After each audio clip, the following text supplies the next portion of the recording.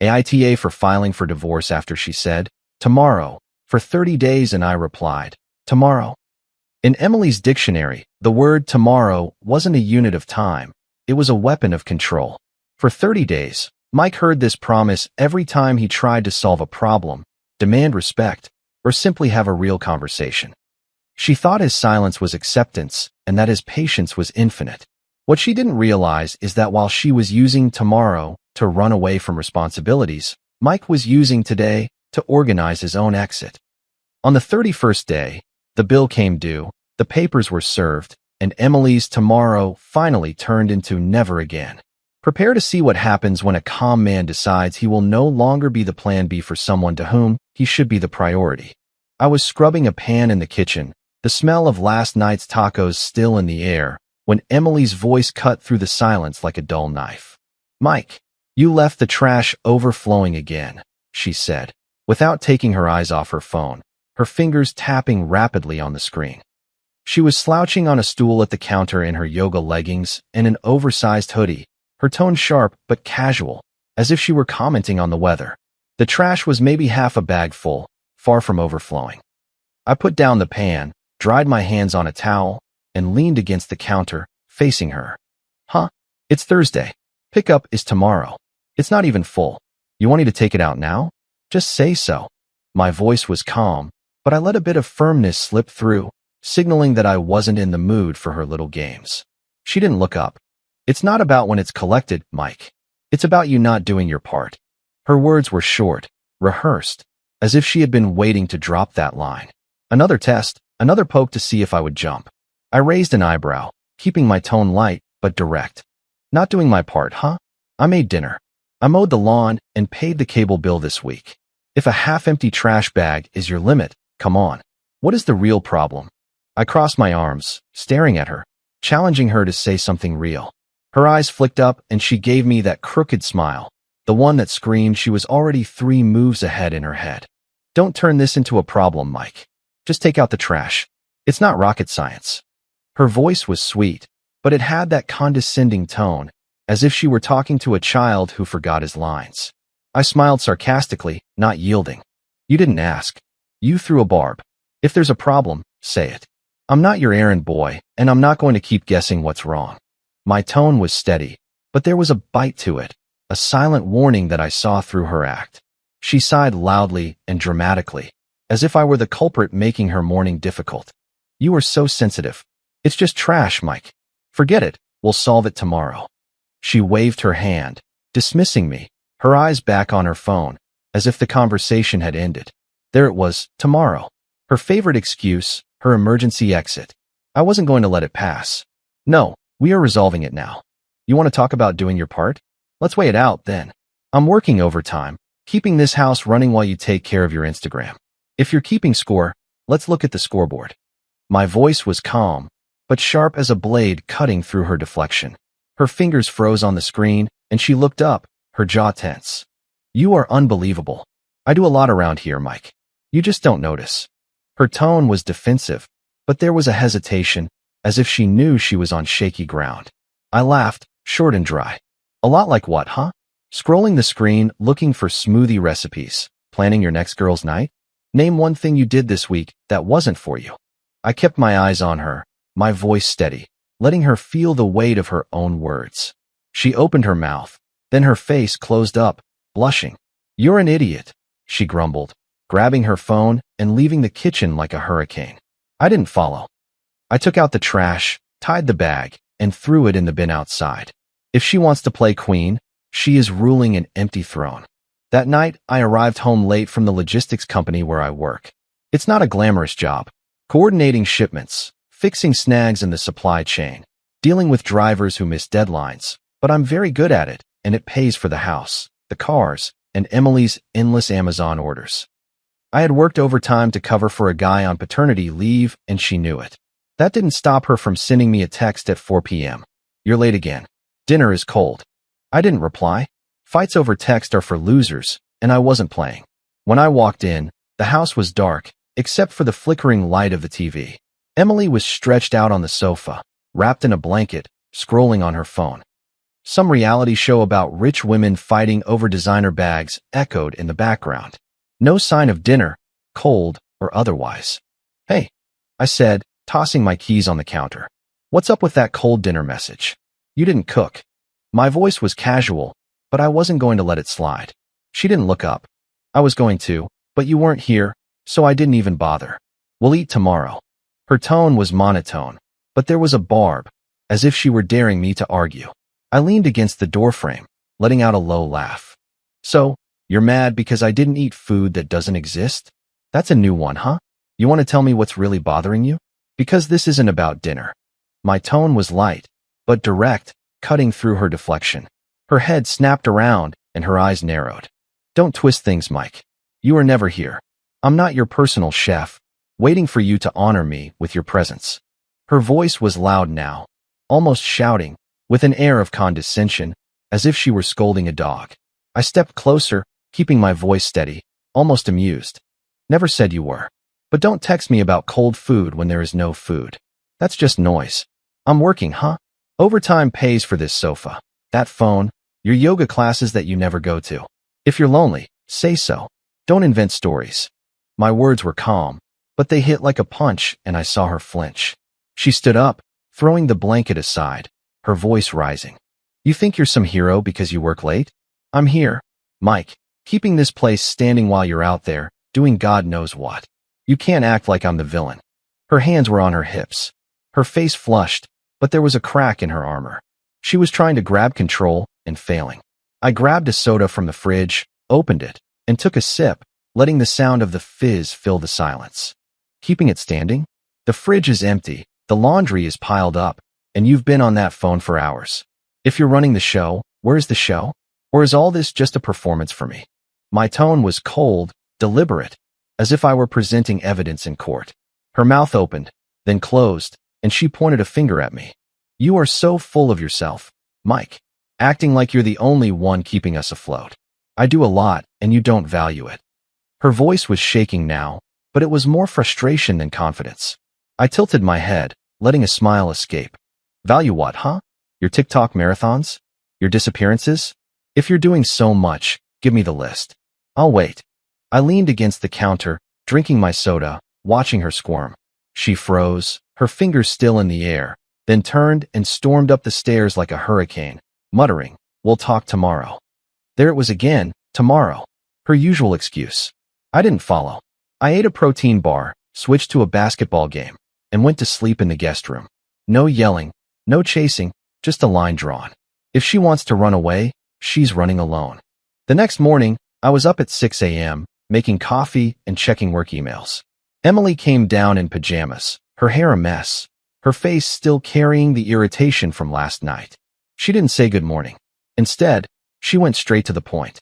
"I'm going to Sarah's house tonight," she said, pouring orange juice into a glass. "I need a break from all this."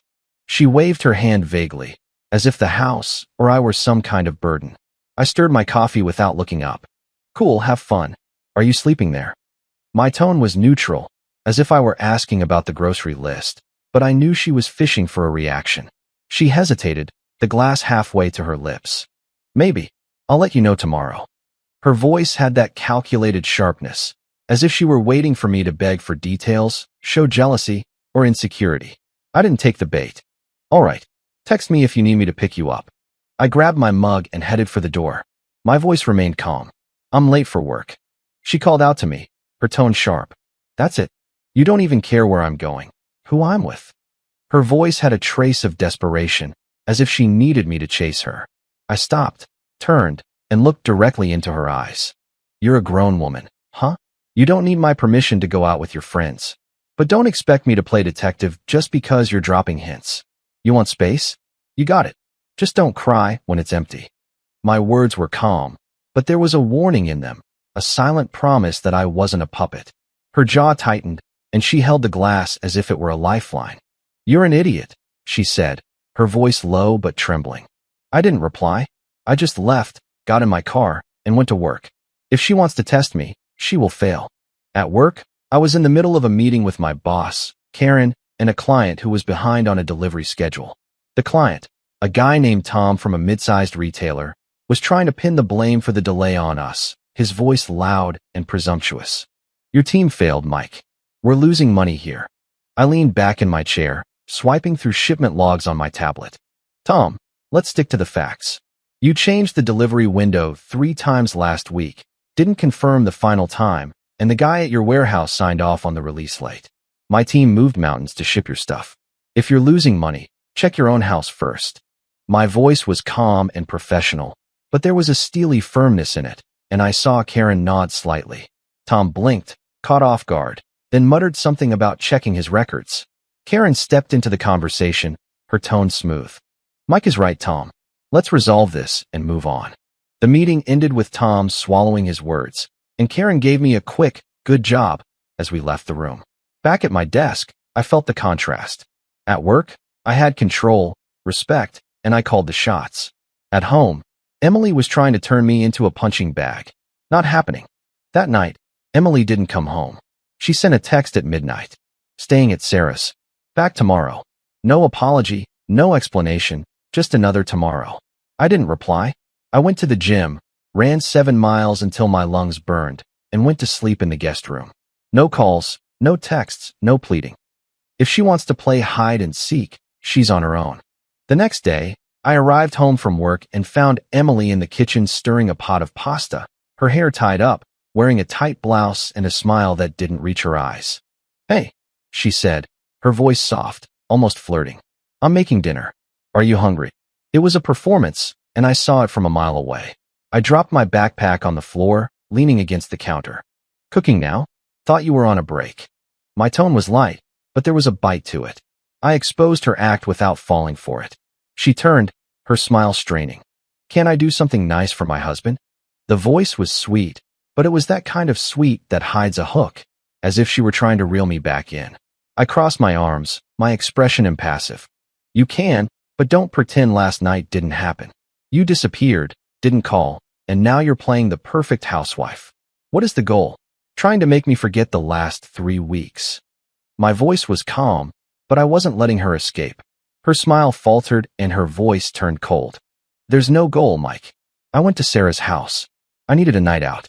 Why are you making this a big deal? She turned back to the pot, stirring harder, as if she could grind her frustration into the sauce. I stepped closer, my voice low but sharp. It is a big deal when you disappear and expect me to clap like a trained seal when you come back. Want to be nice? Fine. But don't think a pot of pasta erases all the tomorrows. I'm not that hungry. I grabbed my gym bag and headed for the door, leaving her with her performance. She called out to me, her voice sharp. You are impossible, Mike. I'm trying here, and you just push me away. There was a trace of desperation, as if she were losing control. I turned. My voice was icy. Trying? Trying isn't disappearing and expecting me to wait. You want to try? Start with honesty. Until then, there's a treadmill calling my name. I left, letting the door close behind me. She wants to pull me back. She'll have to do better than that. The following week was a game of chess. Emily doubled down on her routine. Phone, silence, jabs disguised as jokes. You going to work late again? Guess I'll order food delivery tomorrow, right? She would say, her voice dripping with fake disappointment. I would reply with a shrug. Yeah, do whatever you want. Refusing to take the bait, I started doing my own laundry, cooking my own meals, and keeping my side of the house in order, not out of spite, but because I no longer depended on her for peace. One night we were at a barbecue in Sarah's backyard, a casual thing with her friends, some neighbors, and Emily's cousin, Rachel. The air smelled of grilled burgers and citronella candles, and people were laughing while drinking cold drinks. Emily was at the center of attention with Sarah and Lisa. Her voice was loud, her gestures exaggerated, as if she were performing for an audience. I was near the grill talking to Dave, Rachel's husband, about the latest Braves game when Emily's voice reached us. Mike has been so busy saving the world at work that he forgot how to have fun, right, honey? The tone was playful, but it was loud enough for everyone to hear. And there was a sting, as if she were trying to paint me as a boring husband. The group went quiet, eyes flickering in my direction. Sarah smiled sarcastically, sipping her lemonade. Lisa looked at her plate. Dave raised an eyebrow, waiting for my move. I turned with a small smile on my face and looked at Emily. Saving the world? No, huh? Just keeping the lights on. You know, for your phone, your nights out with the girls, that whole scheme. I waved my hand toward the house. My voice was calm but sharp, loud enough for everyone to hear. If you're bored, maybe plan something that doesn't involve complaining. I'm game. I took a sip of my drink, keeping my gaze on her, letting the words sink in. The group froze and Sarah's sarcastic smile disappeared. Emily's face flushed and she laughed, but it was forced. Wow, Mike, very good at making everything weird, she said, her voice tense, trying to disguise it. I didn't yield. Weird, huh? You threw the first stone. I'm just returning fire. If there's a real problem, say it. If not, let's eat. My tone was light and almost playful, but it was a knockout and everyone knew it. Dave gave a laugh and Rachel gave me a quick nod, as if respecting the move. Emily grabbed her drink and went into the house, muttering, "We'll talk tomorrow." The group moved on, but I could feel the shift. People saw me stand my ground, and Emily's jab had backfired. If she wants to play in public, she'll learn I am not her punching bag.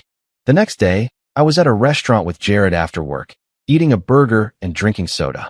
He was in the middle of a story about his kid's soccer game when he stopped, looking at me. "You're quieter than usual, Mike. Still fighting the good fight at home." His voice was casual, but there was concern, as if he knew I was carrying something heavy. I took a bite of the burger, chewing slowly, then left it on the plate. "It's a chess game, man. She keeps moving the pieces, expecting me to follow. I'm tired of playing." My voice was steady, but I could feel the weight of everything pressing down. Jared leaned back, drinking his soda. "I've been through that. At the beginning of my marriage, my wife did something like that, testing me, pushing buttons, seeing how far she could go. I let it go for too long, and it almost destroyed us. Finally, I told her, 'If you want out, say it. But don't expect me to beg.' That woke her up. You need to draw a line, Mike, or she will keep pushing until you disappear." The tone was direct but supportive, like a coach who had seen this game before. I nodded, my mind processing. "I'm drawing it. She just isn't ready for what happens when I draw it. No more waiting, no more tomorrows." The breaking point came on a Saturday. Emily was on the porch drinking a hot pink drink, wrapped in a blanket, scrolling on her phone. I had spent the morning cleaning the garage, not because she asked, but because I needed to keep my hands busy. I was tired of the dance, of her pulling away, me waiting, and her dangling tomorrow, like a carrot I was supposed to chase. I went out onto the porch, sat in the chair opposite her, and put my soda on the table. "Em, we need to talk now." My voice was calm, but there was no warmth in it, only steel. She didn't look up. "Not today, Mike. Tomorrow." The tone was dismissive, as if she were shooing away a fly, her eyes glued to the screen. I leaned forward. My voice was steady but hard. "No, huh? I'm done with tomorrow. Done with your tests, your jabs, your disappearances. If you're not in this, say it. I'm not going to live in limbo anymore." My words were cold, deliberate, as if I were presenting a contract. Her fingers froze on the phone, and she looked up, her eyes wide. "What are you saying, Mike? You want to break up?" The voice was soft, almost scared, but I could hear the calculation as if she were testing how far I would go. I didn't blink. "I'm saying I'm not your doormat. You've been stringing me along with tomorrow for weeks, keeping me on a leash while you decide if I'm worth your time. I'm done waiting. Are you here or not? Pick a side." My tone was cold and final, as if I were closing a deal. She laughed, but it was nervous, unstable. "You're exaggerating. I just need time. It's fine. We'll solve it tomorrow." There was that word again. I stood up. My voice was low and final. "There is no tomorrow, huh? You spent them all. I'm not your plan B, and I'm not your punching bag. Want to solve it? Solve it now, or I end it." I kept my eyes on her, watching the panic invade her face. Her face went pale, and for the first time, I saw real fear in her eyes. "Mike, come on. Don't do this. We can talk. It's fine. Just tomorrow." Her voice was pleading now, but it was too late. I shook my head, a small smile appearing on my lips. "You've already had enough tomorrows. I'm not waiting for another one that never comes." I turned, went into the house, and grabbed the folder I had prepared from the desk drawer. Divorce papers filled out during my lunch break the day before. I had met with a lawyer, not out of anger, but because I was tired of being an option. I put the folder on the counter and looked at her. "You have 2 weeks to sign. I'm not going to fight you for this. I'm just done. My voice was calm, almost gentle, but it carried the weight of a decision made. She looked at the folder, her mouth open, then looked at me. Are you serious? You're just done. Her voice cracked, but I didn't waver. Yes, I said, my tone cold and final. You want it tomorrow? Here it is. 2 days later, she sent me a text. Can we talk? I didn't mean for this to happen. Can we solve it tomorrow? I read it, then typed back.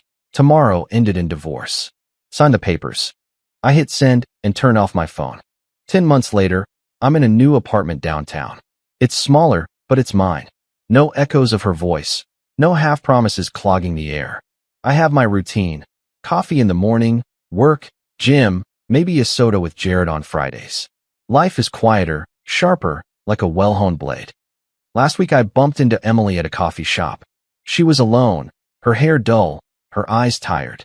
She saw me, hesitated, then walked over to me.